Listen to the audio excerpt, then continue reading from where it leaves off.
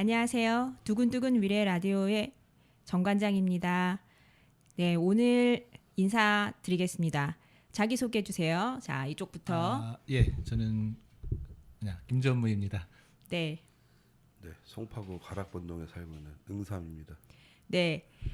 그리고요. 네, 이 지금 김전무님과 응삼 오셨는데요. 이번 녹음에서는 소울푸드로 이야기를 진행을 할 거예요. 그래서 우리 이야기를 더 풍요롭게 만들어 주시려고 제가 전문가분을 이번에 처음으로 모셨습니다. 우리 정유진 선생님 오셨습니다. 안녕하세요. 안녕하세요. 네. 이 전문가라고 했으니까 전문가가 얼만큼 멋진 전문가인지 말씀을 드려야 되겠죠. 진에두 평생교육협회 대표라고 하십니다. 그리고 아동요리가 전문이셔서 저도 항상 좀 도움을 좀 받았는데요. 책도 내셨대요. 그래서 키즈 쿡쿡 방과후 요리를 하셨는데 오늘 그래서 과자도 만들어 오셨어요. 이 본인의 정체성을 보여주려고 과자를 만들어 오셨는데 이게 뭐예요? 먹기는 맛있게 먹었는데 우리 길거리 그 트럭에서 파는 과자 아닙니까? 맞아요. 그 옛 추억의 과자 오란다. 네, 요새 좀 핫 아이템이고요. 좀 트렌드처럼 많이들 드시고 계십니다. 이게 뭐냐면요. 이 트럭에서 팔는 샘배 같은 거 있지 않습니까? 전문이 그런 거 좋아하지 않으세요? 예전에 많이 먹었죠. 소시적에. 요새는 그런 거 안 하는데 그 삼각형으로 돼가지고 김 붙어 있는 과자. 저는 그거 좋아했었던 것 같고 그다음에 동그라 약간 그 박하향 뭐죠? 동그랗게 생강. 말려 맞아요 생강 맛 나는 과자 같은 거 먹었었던 거 기억나는데 오늘 하신 거는 이 동글동글한 공 같은 이 튀긴 과자가 잔뜩 붙어 있는 강정 같은 거, 예, 강정 비슷한 건데 이름이 오란다라고요? 네, 오란다. 이 오란다의 어원이 뭐예요? 알아요? 그 모르죠? 네덜란드어라고 하더라고요. 아 진짜요? 네. 와. 음식 아니었어요? 오, 네, 저도 우리나라 음식인 줄 알았는데 그 네덜란드. 오란다라는 단어 이제 네덜란드어라고 그 말은 하더라고요. 근데 그럴 수도 있겠네요. 우리 생각보다 뭐 무슨 뭐예요? 빵이 포르투갈어라고 그러잖아요. 그래서 그런 거를 보면 감사합니다. 오란다. 오늘 이름 처음 알았습니다. 그냥 샘배 과자 뭐 이런 아니면 강정 이렇게만 생각했는데 네. 신기한 거를 직접 만드신다니까 되게 신기했습니다. 입천장 아픈 과자. 그죠. 먹으면 입천장 잘못하면 까지는데 이거는 별로 안 그렇고 굉장히 부드럽게 잘 만드셔갖고 만드셔서. 네. 저는 아까 그 김 같은 거 붙어 있는 거 그거 먹었어요. 그거 맛있었어요. 예. 감태. 네, 그 감태. 네, 감태예요? 해조류 중에 이제 하나인데 감태라고 하고요. 보통 센배에 초록색 나는 많이 네네. 붙어 있는 건데 그게 이제 걔네들이 감태라고 김이 불러요. 아니라 다 감태였던 거예요. 그러면 네, 김이 아니라 감태. 좀 독특한 냄새가 나더라고요. 역시 전문가를 모시니까 많은 걸 그러니까 맞아요. 네, 그래서 소울푸드가 오늘의 그 주제로 이야기를 진행을 할 건데요. 소울푸드라는 말 많이 하죠. 어떤 의미이신 것 같으세요? 우리 응삼 소울푸드 네. 하면 뭐 이렇게 어떤 음식을 우리가 보통 소울푸드라고 할까요? 뭐 좀 힘들고 지칠 때 좀 먹으면은 뭐 이렇게 육체적으로나 이렇게 정신적으로 좀 힘을 주는 음식 정도로 생각하고 있어요. 저는. 네, 저도 그런 줄 알고 아 그렇구나 이러고서 이제 그래도 한번 인터넷을 찾아봤죠. 그래서 봤더니 이게 소울푸드 자체가 우리 그 소울 뮤직 있잖아요. 그래서 흑인 음악 뭐 이런 거를 이제 소울이라고 하잖아요. 거기하고 같은 맥락으로 어원이 있나 봐요. 그래서 미국 남부에서 노예들 있고 막 이럴 때 그런 그 흑인들 그 아프리카계 미국인들이 정통적으로 했었던 요리들을 소울푸드다 이렇게 말을 한대요. 그래서 그때 이제 1960년대쯤에 그런 이야기가 나왔는데 우리 말하는 그 뭐 칠면조 버팔로 윙 그다음에 뭐 빈 라이스, 콜라 그린 이건 족발 같은 거에 이제 콜라드 그린 같은 걸 얹은 거래요. 그래서 그런 그 흑인 식품이 한때 유행을 많이 했나 봐요. 미국에. 그래서 그거를 가지고 한 거, 그다음에 뭐 콘브레드, 그다음에 미국식 족발 이런 건데 딱히 건강에 좋다 또는 몸에 좋은 보양식이다 이렇지는 않대요. 왜냐하면 좀 그래도 가난한 사람들이 먹던 뭐 이런 것들이 많아서 양념, 향신료를 양념이 좀 예, 굉장히 많이 썼다고. 예, 그러더라고요. 향신료 같은 걸 좀 강하게 쓰고 양념도 많이 하고 그다음에 저가의 음식이어서 좀 맛이 좀 거칠고 자극적인 것들도 있다. 이제 이런 식으로 하니까 우리가 생각하는 왠지 이렇게 아주 부드럽고 왠지 그러니까 우리나라에서 보면 어머님이 끓여주신 무슨 뭐라 그럴까요? 곰탕 이런 게 그 소울푸드가 아닐까라는 생각이 드는데 오히려 여기서는 조금 더 다른 의미로 원래는 있었는데 우리가 생각하기에는 이제 그런 영혼의 음식이다라는 생각이 드는데 그게 잘 어울리는 것 같아요. 보통 그러니까 이성을 얘기할 때 이상형이 누구냐라고 얘기를 네. 할 때 그 이상에 가까운 그럼 어떤 음식이 너는 그냥 선뜻 생각나고 추억 속에서 기억이 나느냐 그런 정도의 의미로 받아들여도 될 것 같아요. 왠지 그리고 아플 때 먹고 싶은 음식 이런 거 지금 아까 응삼도 그 말씀하셨는데 몸이 지치고 그랬을 때 좀 왠지 우리나라 같은 경우 왠지 따뜻하게도 하고 막 국물도 있어야 될 것 같고 뭐 이런 느낌 들지 않으세요? 그러니까 뭐 옛날에 아팠을 때 엄마가 특히 여자들이 이제 아기 낳고 나면 엄마가 해주던 그런 음식 뭐 이제 그런 게 나의 기억이 나는 좀 그런 음식 뭐 이렇게 생각을 할 수 있을 것 같아요. 근데 그게 사실 굳이 엄마가 해준다기보다 남이 해주고 나는 입만 벌리면 되니까 먹고 싶은 이런 거 아닐까요? 애 낳아서 몸은 불편한데 내가 밥 해야 되고 이러면 진짜 서럽잖아요. 그런 것도 있지만 그래도 좀 아기 낳고 나면 엄마도 이랬겠다라는 생각이 좀 들긴 하더라고요. 우리 그러면 그 소울푸드 각자의 소울푸드에 대해서도 한번 얘기해 볼까요? 어느 분 먼저 하실래요? 말 시켰는데 안 하기? 지적하면 이거 그거죠. 선생님이 이제 자기 이름을 댈까봐 고개를 숙이는 이런 거죠. 김 눈안 전무님은 맞추지. 그죠. 네, 김 전무님 소울푸드 있으세요?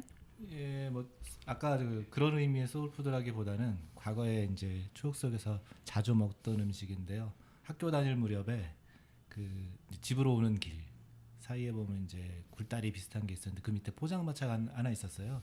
거기에 이제 얼굴에 점이 난 좀 아주머니께서 그 야채 곱창 볶음을 해주셨는데 학교 다닐 때 학교가 먼 학교를 다녔을 때 말하는 거죠? 네, 나이 들어서 대학 무렵에 그래서 소주 한잔 할 시기에 웬 그런 거죠. 안주를 이야기하지? 그래서 이제 그 당면은 그 네. 고객이 원하는 만큼 그래서 그 아줌마 별명이 많이 넣어요, 조금 넣어요 막 그렇게 물어보고 그러셨거든요. 네. 근데 그때 가격으로 2,500원이었어요. 1인분에. 근데 한 사람이 먹긴 좀 양이 많아서 둘이서 그거 시켜놓고 소주 한 병씩 먹으면 딱 좋을 정도 분위기. 그럼 5,000원이 들진 않거든요. 그러니까 이제 2차로도 자주 이용했고 오다 가다가 심심하면 그냥 앉아서 먹고 살짝 짠 맛은 있었는데 뭐 아주머니께서 워낙에 그렇게 손이 크셔가지고 곱창도 많이 넣어주시고 그렇게 제가 한 5, 6년을 다녔으니까 지금은 그거 안 하시는 것 같은데 추억에 남는 음식이죠 그게. 야채 곱창 볶음. 그렇죠. 이 뭐 안주 자랑하는 갑자기 이거 왠지 소주를 먹어야 될 것 같은 막 이런. 자, 이 안주가 소울푸드라고 말씀하셨으니까 응삼은 어떤 게 소울푸드세요? 저는 뭐 이렇게 뭘 즐겨서 찾아 먹고 이러지 이렇게 전 다 잘 먹어가지고 음식에 이렇게 뭐가 맛있고 맛없고를 가리질 않아요. 근데 어쨌든 저희 자취를 하면서 이제 혼자 살다 보니까 몇 년 동안 지속이 되니까 이제 자꾸 이렇게 외식을 하게 되잖아요. 밥을 잘 안 해 먹고. 그러니까 가끔 이제 고향 가가지고 이제 엄마가 차려주는 밥을 먹으면 이제 그게 그냥 진짜 맛있더라고요. 그래서 이게 그냥 제일 좋은 거구나 나한테. 그래서 그게 좀 소울푸드 같다는 생각이 많이 들어요.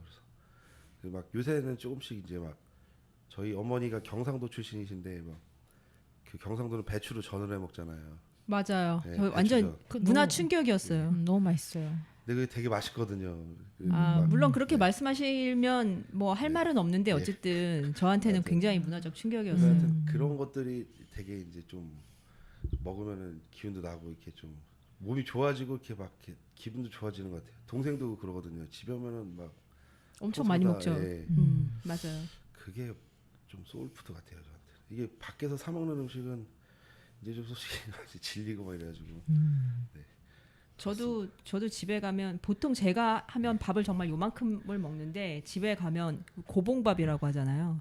나물 막 지금 방금 밭에서 따서 만든 그 나물로 나물 무침 이런 걸 해주시고 그러면 김치찌개 막 이런 거로 먹으면 진짜 밥을 끝도 없이 먹게 되는 그런 그.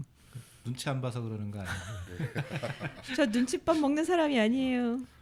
근데 여러분 그 왜 치킨 숲 포 소울이라는 책 들어보신 적 있어요? 저는 그 열심히 한때 읽었던 네, 책인데. 영혼을 위한 닭고기 수프. 네, 맞네요. 역시 출판을 하시는 분이라가 아닌가요?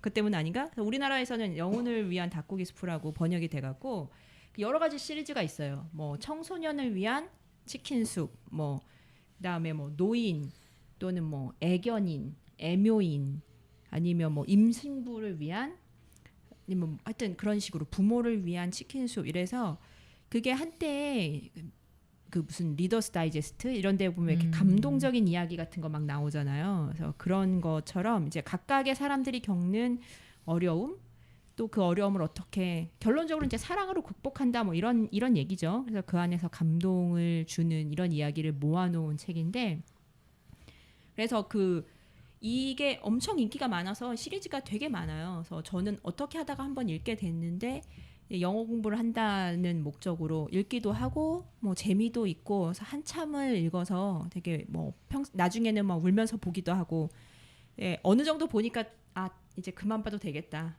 감동은 이제 그만.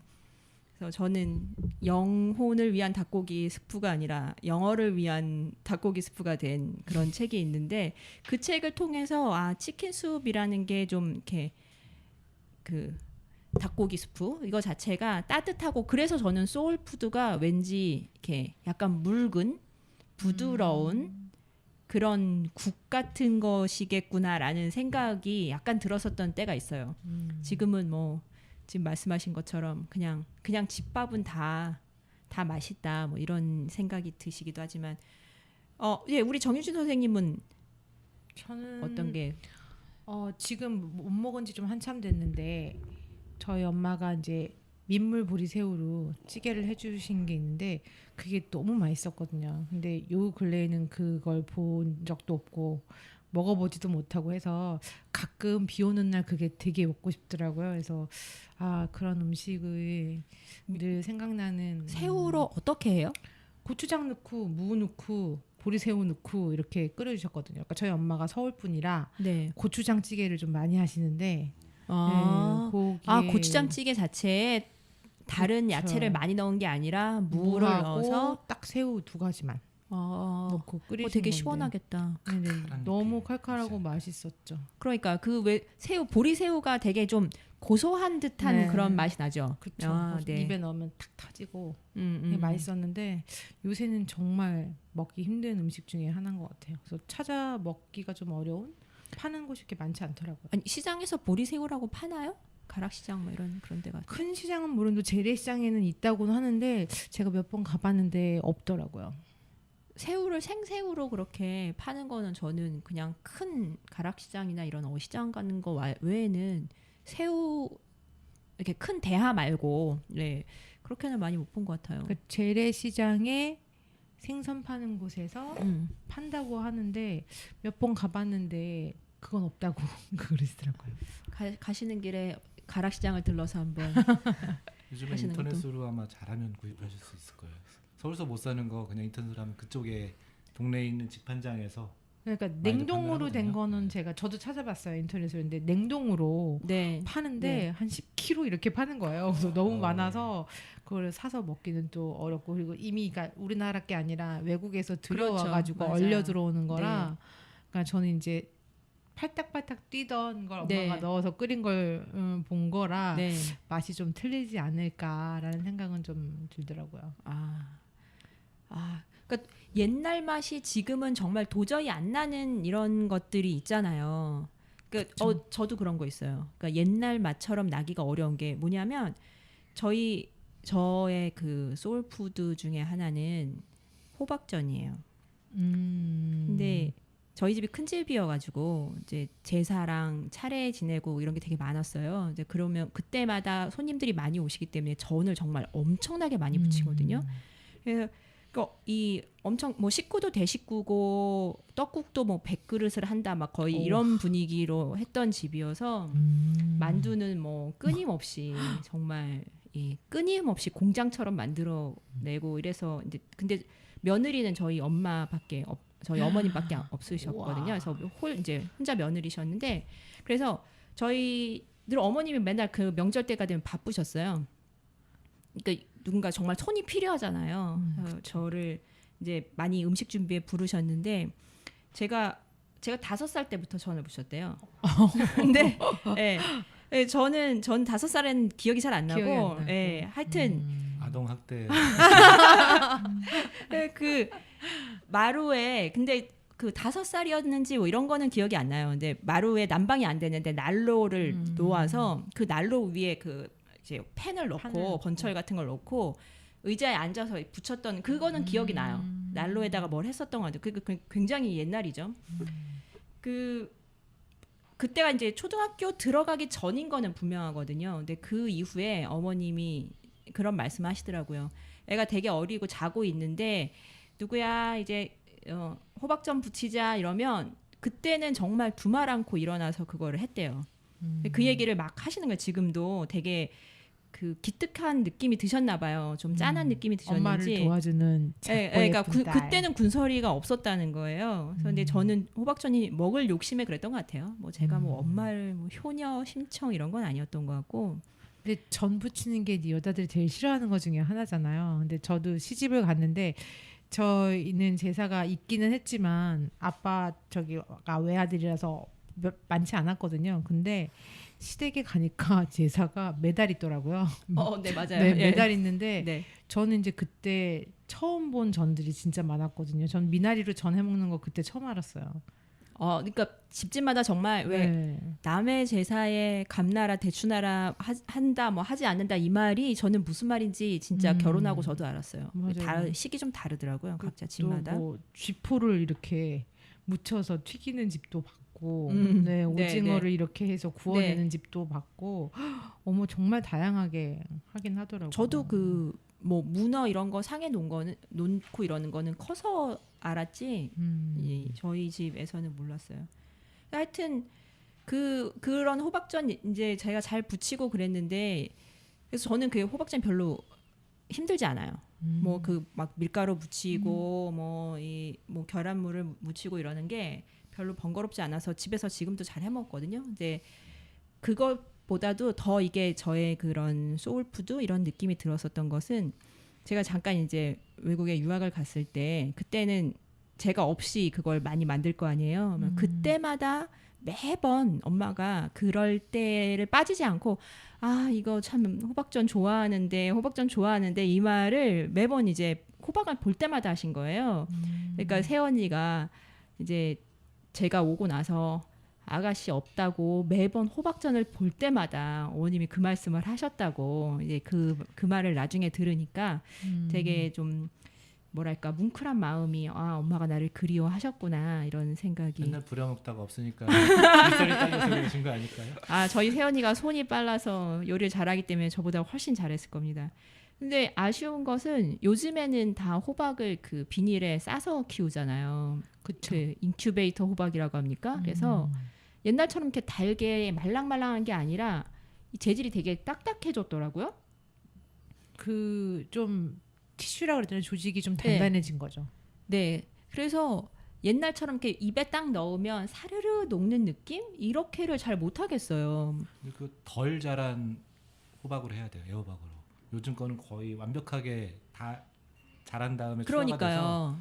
예. 걔가 그 안에 꽉 차서 단단해지니까. 딱딱해지잖아요. 만약에 그런 호박을 원하면 한 6월 말에서 그 7월 정도 되면 이제 정말 이렇게 주먹만한 동그란 애호박이 호박. 나오긴 네네네. 하거든요. 잠깐 나오는데 그걸로 해 먹어야 사실 달달하고 굉장히 입에 달죠. 들어가면 샥 녹고 저도 그런 그래서 게 있죠. 가끔 가면 가락시장 이럴 때 가면 진짜 여름에만 그런 잠깐. 그게 비닐 안 씌운 애호박을 팔 때가 있어요. 그러면 맞아요. 정말 보는 대로 다 사와요. 맞아요. 막 그런 아주머니들이 조금 이렇게 갖다 놓고 상추랑 뭐 고추랑 이렇게 쌓아놓고 파시는 경우가 있는데 그럴 때만 제가 본 것 같고 그냥 일반적인 유통이 될 때는 그런 게 없는 것 같아서 되게 좀 서운해요. 그런 달콤하고 입에 살살 녹는 호박전은 구하기 어려워진 느낌이 듭니다. 전뿐만이 아니라 호박 자체도 그런 것 같아요. 아까처럼 다 자란 다음에 출하가 되니까 예전에 이제 애호박 같은 경우는 그냥 숭덩숭덩 썰어 놓으면 젓가락으로 건질라 그러면 잡기 힘들 만큼 맞아요. 다 분해가 돼 버리거든요. 요즘 호박은 거의 깍두기처럼 딱 해가지고 하나하나 건질 수가 있죠. 그게 유통하고 원거리에서 파니까 다 그렇다고 하더라고요. 대표적인 게 방울토마토 그렇잖아요. 방울토마토 왜 점점 껍질이 두꺼워져가지고 두꺼워지고 방울토마토도 이제 거의 대추 방울토마토로 바뀌고 있는 네. 추세예요. 조그맣고 동그란 애들은 이제 거의 없는 것 같아요. 그게 많이. 쉽게 상해서 그런 건지 그래서 점점 딱딱한 그 개만 유통을 할 수 있게 키운대요. 이게 유통 중에 네. 이제 온도가 안 맞거나 그러면 계속 상하게 되면 상품 가치가 떨어지니까 채소들도 이제 좀 단단한 애들 그 위주로 좀 이제 좀 나온 것 같고 제주 당근도 보면 예전에 비해서 썰을 때 정말 힘들어요. 너무 단단해가지고 그렇게 딱딱 진짜 너무 딱딱하다 그럴 정도로 맞아요. 저는 보면은 이런 예전의 맛이라고 말한 것들 중에서 예전의 맛이 안 되는 게 멀리서 오는 그러니까 예전의 재료가 아니기 때문에도 어떻게 보면 더 예전의 맛이 나지 않는가. 그리고 이제는 우리가 예전의 맛을 찾을 이럴 나이가 돼가고 있는 것인가 싶어서 좀 서운하기도 해요. 그렇죠. 옛날 맛이 좀 그리워지는 막 빵빠레가 생각나고 봐봐요. 여기 지금 다 무슨 찌개, 집밥에 무슨 화려한 이런 음식이 아니라 아 옛날에 그렇게 내가 해 먹었던 또는 뭐 이렇게 싸고 푸짐하게 주었었던 그 음식을 제공해 주는 사람들의 지금 말씀하시면 다들 이렇게 음식을 제공해 주던 분이 마음씨를 느끼고 있는 거잖아요. 그렇죠. 음식은 결국에는 또 손맛이고 정성이다라는 생각이 들게 되는 게 아닌가 싶습니다. 그렇죠. 만든 사람을 생각하게 되는. 맞아요. 네. 오늘 그 소울푸드로 이야기를 진행해 봤는데요. 오늘 저녁에는 뭔가 찌개에 순대볶음에 방금 지은 따뜻한 밥 이런 거를 같이 먹었으면 좋겠다는 생각이 듭니다. 네. 오늘 이야기 감사합니다. 감사합니다. 감사합니다.